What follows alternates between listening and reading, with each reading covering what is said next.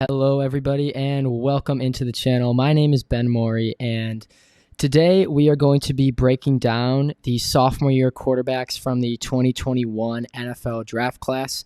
We're going to be doing a preview of what the future looks like for these guys because a lot of them are in some tough situations. A lot of them are not set up for success, but I want to start off by kind of revisiting where these guys were in college, what my thoughts were pre-draft, and evaluate where they are after their rookie seasons and where I see their future in a number of years. So without further ado, let's get started and talk about the pre-draft rankings.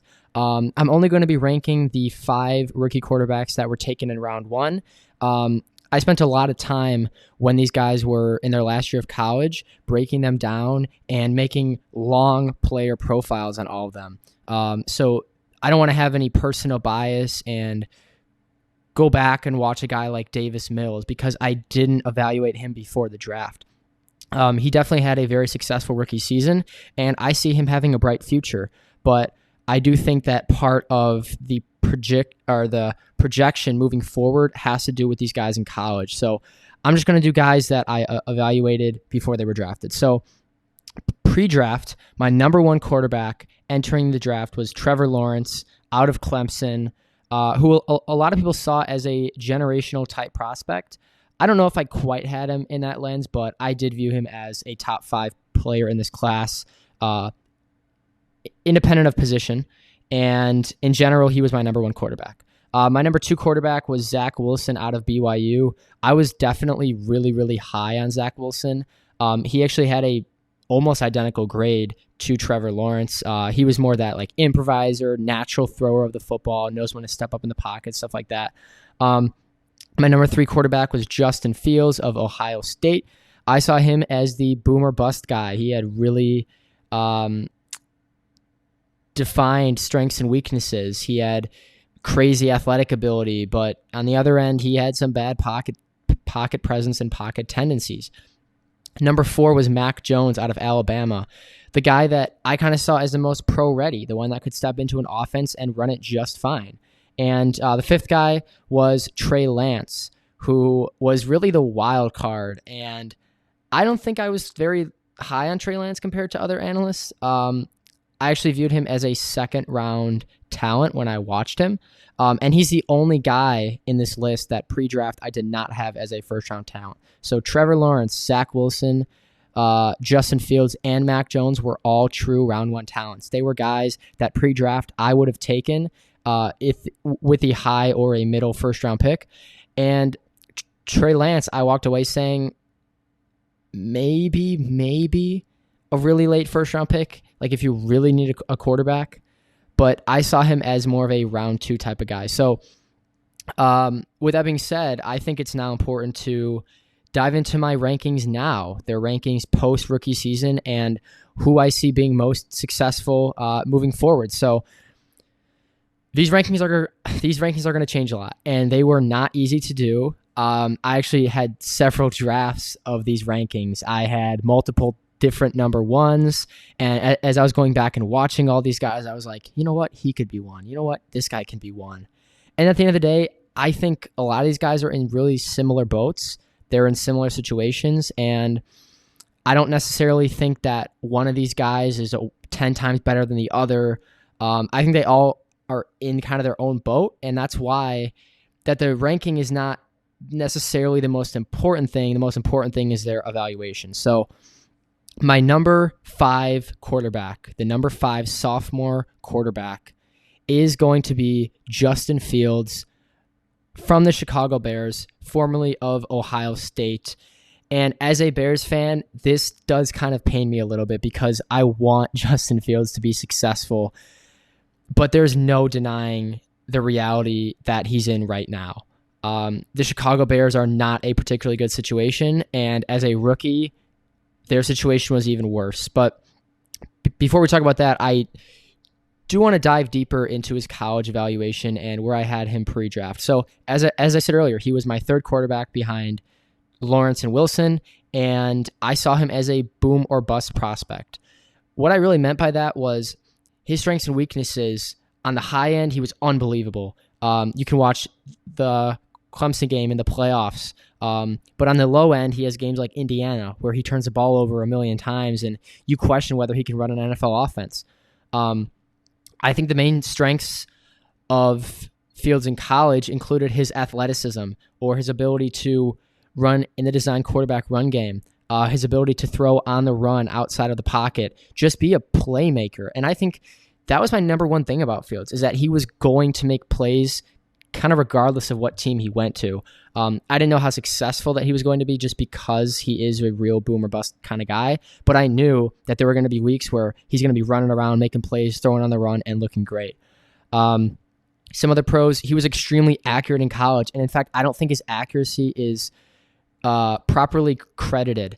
There was not a throw on the field that he couldn't make, and when people were talking about Fields, it was like they're leaving out the fact that he's so accurate, and that's so important because when you make these rankings pre-draft, you have Trevor Lawrence and Zach Wilson, who are great prospects and who are accurate in their own right, but I'd actually argue that in college, Fields was just as accurate, if not more accurate. So I loved his accuracy. But the weaknesses, there was a huge flaw in his game, and that was his pocket presence. His pocket presence is something that is really going to hold him back in the NFL.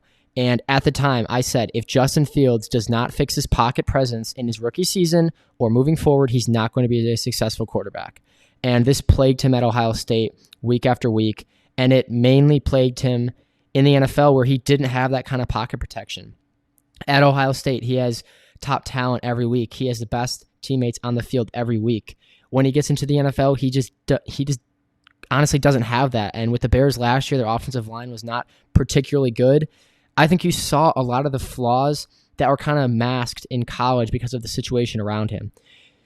Justin Fields really struggles in the pocket, and that kind of starts with not knowing when to get rid of the football. He holds onto the ball so long, and just watching games back last year, I'm screaming at my computer, get rid of the ball.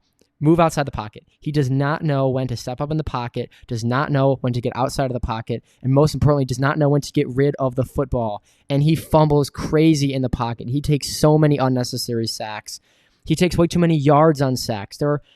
It's not the worst case in the world to get sacked, but when you scramble backwards 5 yards and lose that extra yards that could get you into field goal range, or that maybe makes it third down easier, like that costs your team.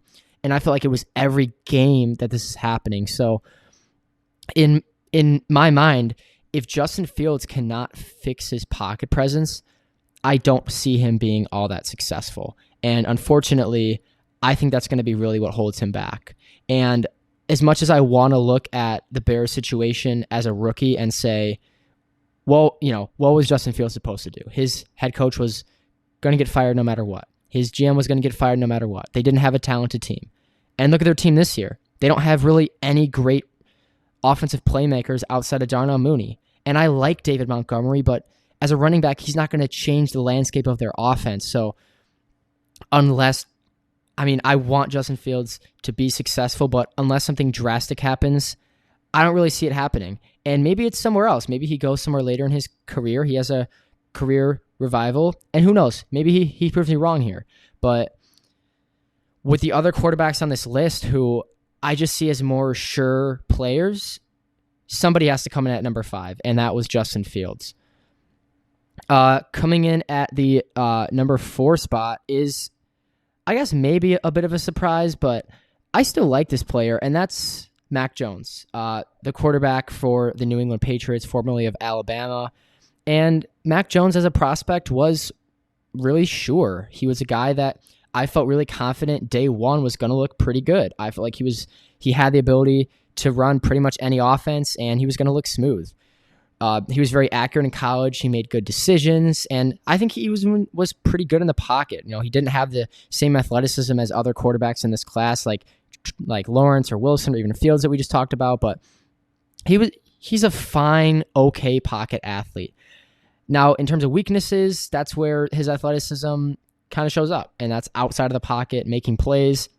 He does not have that same kind of upside.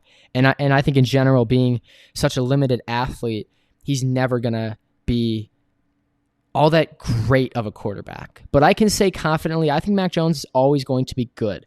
And in some ways, I think his ceiling is that of a Kirk Cousins, which is just fine. There's nothing wrong with Kirk Cousins, right? Kirk Cousins is just fine. And I think in a really good situation, Mac Jones can be in that role. He can have good numbers and he can win games, but there's always going to be questions about whether he can take you elevated to that next level. So as a rookie, Mac Jones got off to a fairly hot start. And if you can remember, after beating the Buffalo Bills in the midseason mark, the New England Patriots were the number 1 seed in the AFC, and Mac Jones looked really, really sharp. Unfortunately, down the stretch, he tailed off a little bit. And it's important to point out that while he's just a rookie, that was a cause for concern. And for a guy that was supposed to come into the league and look pretty good, to have that kind of tail off at the end of the year is a little concerning. He ended up making it in the playoffs. The Patriots had a 10-7 record. They did get obliterated in the wild card pretty badly, but listen, Mac was a rookie, and he looked about as good as I thought. He was very accurate. He had good pocket sense, and those were things that I liked about him at Alabama. The main problem for him in the NFL was he was a rookie. I mean, he is going to make some costly mistakes, and he did. He threw several interceptions without seeing safeties lurking. There were linebackers over the middle of the field that he didn't see, and these are things I'm not all that worried about.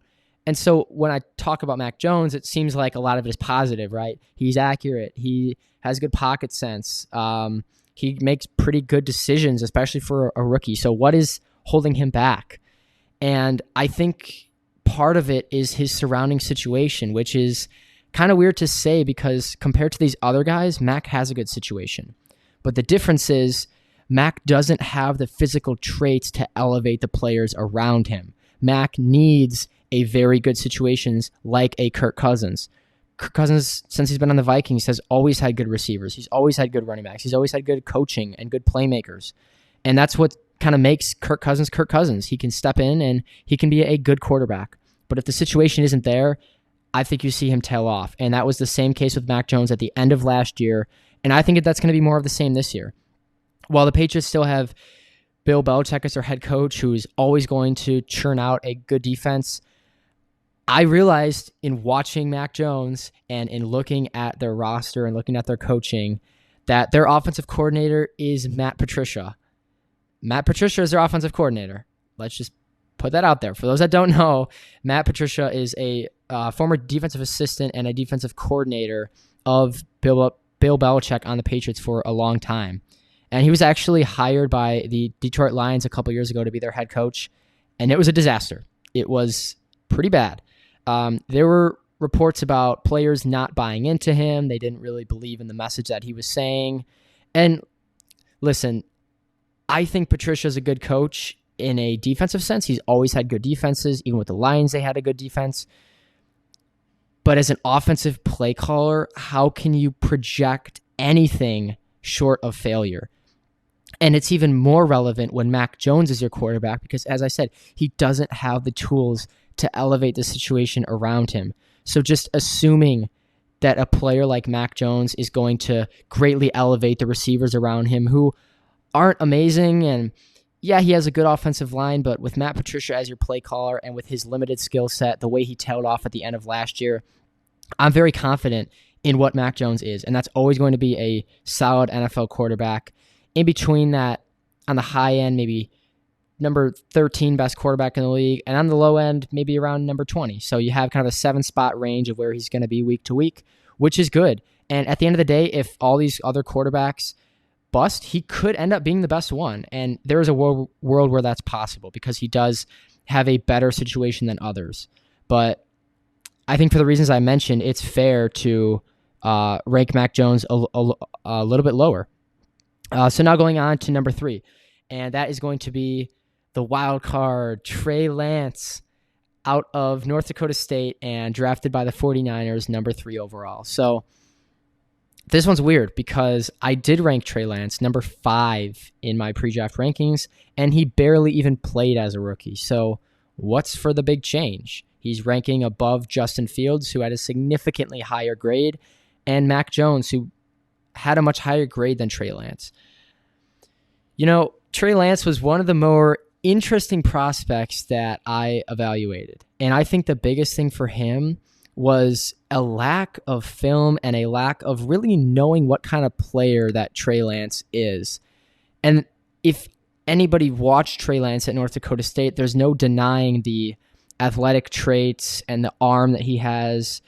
And I think he has all the tools. You've just never seen it put together. So in college, I thought his number one trait that stood out to me was his athleticism. Not just strictly running, though he did a lot of that in college, but his ability to move, his ability to throw on the run, to run play actions. He's a heavy RPO type quarterback. He's really good in the quarterback run game. And that's important now in the modern day NFL. There's a ton of zone read, RPOs, and get the quarterback on the move. So you're always looking for that athletic upside at quarterback. He also had a very good arm. I never thought that his arm was a problem. Maybe not as good as Lawrence or Wilson or maybe even Justin Fields, but I never for one time questioned Lance's arm. Now, the things I did question about him was his general drop back passing game, which sounds like a huge concern, and it is, because Lance just didn't do a whole lot of it in college. I did the raw numbers, and he averaged about 17 pass attempts per game. And he also had 3 games where he completed less than 5 passes in college. And so while people may kind of overlook that and say, oh, well, it doesn't matter. I mean, look at him. He looks like a quarterback. He's athletic. He has all the tools. I sit back and say, I just don't know how you can assume so much of a player without really seeing it at all. And although Lance does have the potential to put everything together, and again, he's in a very good situation here with the San Francisco 49ers. I'm not 100% sold, and I think we need to see more of him. He only started, 2 games last year. He threw 5 touchdowns. He threw 2 picks. So those are fine numbers, and I think he's always going to have good numbers being on the 49ers, and I think that they could win games this year. But I just want people to understand that there's going to be weeks where Lance really struggles. He's essentially a rookie quarterback. He has not played a lot in general in college, but even deeper than that, he just hasn't thrown a lot. One of the things that's not really talked about in evaluating quarterbacks is work ethic and desire, leadership. Those are all things that play into it. And so I'm going to assume that Lance has all these traits. I mean, he was traded up to number 3, and there have been no character questions at all. So having the year to sit behind Garoppolo, having good coaching to sit around, having the desire, the work ethic, and having the traits, I do think it's possible that Trey Lance turns into a franchise quarterback. Now, I do rank him number 3 because the guys above him are just much better passers. But with the weapons that the 49ers have with Deebo Samuel, George Kittle, Brandon Ayuk, Elijah Mitchell, Kyle Shanahan as his play caller, who's by far the best play caller of any of these other guys on the list, I really can't see a world where he doesn't look pretty good. Although I do think there is going to be some struggles, especially early on, especially against better defenses. And if the 49ers don't utilize his running ability, which I think they will, but if they don't, and he has to throw 35 times a game, I think that's going to be a problem. So, again, Trey Lance is really the wild card in this equation. There was one time where I ranked him number 1, and I thought, but he has such a good surrounding core. He has the traits. How could he not be 1, right? But it's just really hard, and somebody has to be 3. Trey Lance does have some serious questions, but I think he'll end up being just fine. But let's be honest, if he can't figure out the drop-back passing game, the 49ers are in some trouble. So now going on to the number 2 guy on my list, that is going to be Zach Wilson on the New York Jets, formerly of BYU. I was really, really high on Zach Wilson out of college. Some may say too high. I had a pretty close to identical grade on him and Trevor Lawrence, and I think rightfully so. In college, the number one thing that stood out to me was his play out of structure. And it was Zach Wilson was maybe the best out of structure quarterback that I had ever watched in college. And while I've only been watching quarterbacks for a couple of years now, it was between Joe Burrow and Zach Wilson. And Joe Burrow is great in his own right, but in terms of pure playmaking outside of structure, natural throwing of the football down the field, it's Zach Wilson. He was also great against pressure, and I think he's the only quarterback on this list that in college I was really confident with him when he gets pressure. Whether that's moving outside of the pocket, knowing when to step up, knowing when to get rid of the football, he was probably the best one. Some problems in college, there weren't a ton of them. Kind of similar to Trevor Lawrence. At this point, you're nitpicking a little bit, but Zach Wilson did have that bombs away mentality. He would just kind of throw the ball up on the run, and it did work at times at BYU. They played some lesser competition, and that stuff is going to work. He also has a little bit of a tendency to sail passes. That was mostly a problem in college. Kind of goes away with that bombs away mentality. But that was just a little bit of a concern. Again, not nearly the concern of the other quarterbacks below him in college, but there was something there. Now, in his rookie season with the Jets, it was nothing short of a disaster. And I'm not very surprised by it at all. And I think there's a lot of room for improvement.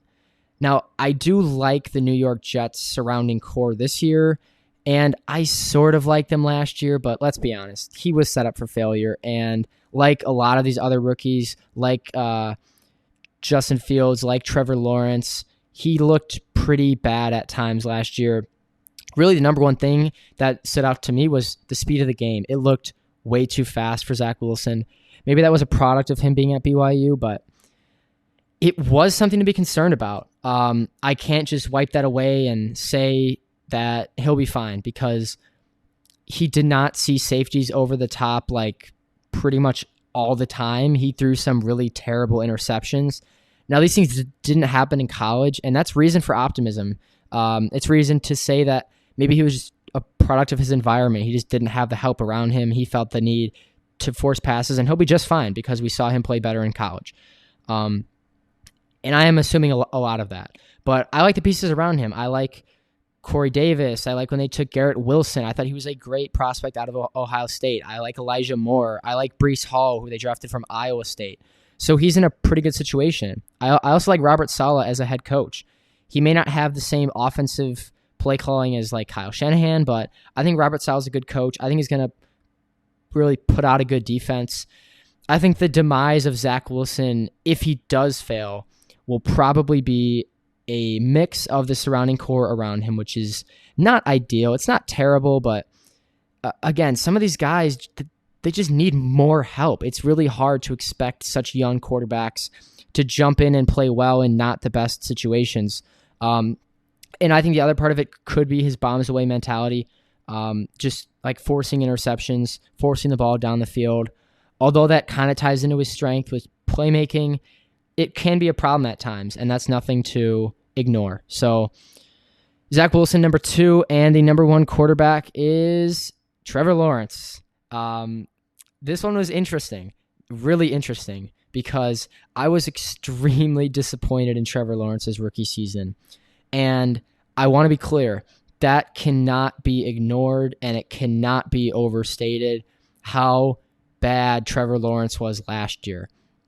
In college, Trevor Lawrence was supposed to be a generational prospect, the best quarterback that we'd seen since Andrew Luck or since Peyton Manning or whatever you want to say. He was that guy. And for him to play as poor as he did as a rookie, you can't just wipe that away and say, oh, well, the coaching was bad, the situation was bad. We're not talking about Justin Fields. We're talking about the guy at the next level, which is Trevor Lawrence. And to assume that he'll be fine, that's not an argument. Trevor Lawrence struggled, and the only reason why he's number 1 is because of what he did in college, and there were some flashes as a rookie. So in college, he had pretty much the full package. He had a great arm. He was very accurate. He had ideal size. He had great play extension. So what was the problem? And there really wasn't a main, glaring hole. The only kind of little nitpick problems with Lawrence in college, his processor, like any young player, was not perfect yet. I thought when Joe Burrow came out, he had a better processor or a better ability to read defenses. And I can say the same thing even in this class about Mac Jones. But again, we're nitpicking. Lawrence was unbelievable. He was a great prospect. The other thing was blitz recognition. And this popped up a little bit more than I thought with Lawrence. Safeties would creep into the box or linebackers would be on the line of scrimmage. And he didn't really seem to know when to get rid of the ball. This, again, showed up in the NFL, although in a different form with different blitz packages.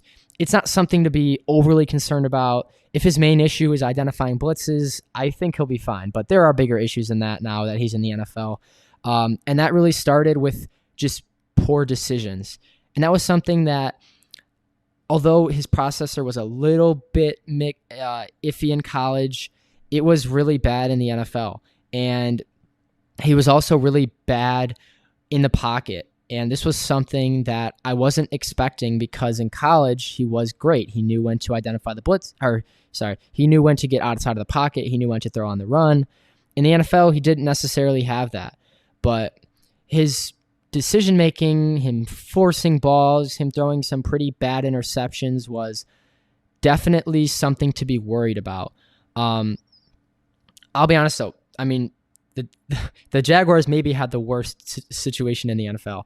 They had a head coach who should have never been named head coach in Urban Meyer. He was fired in the middle of the season, as he should have been, and he basically had very little help around him.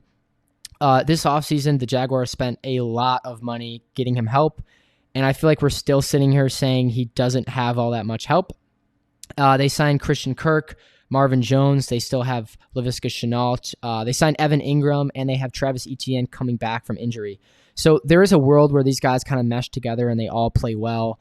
They also hired Doug Peterson as their head coach, who I'll get to in a little bit, but that is something to note. They improved a little bit on the defensive side as well. So the roster is better than last year. He has more weapons than last year, but